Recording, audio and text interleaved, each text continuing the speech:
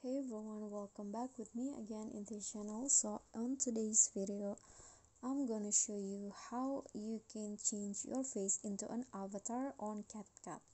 So here I've already added a clip, and to start you can just go to the video or to the body effects, and here swipe until you find the image category, and then after that you'll find so many avatars that you can choose for your photo or video. So in here, let's say I want to change the person in the video into main one. Just click on the avatar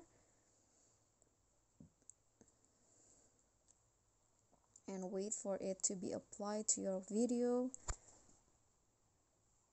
Okay, so after that you can adjust the size in here to fit the size of the person. I'm going to go with 0, but I just click on a check icon and you can just apply it to all of your clips, and after that you are done.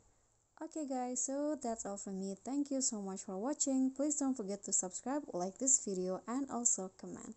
I'll see you all on the next tutorial. Thank you.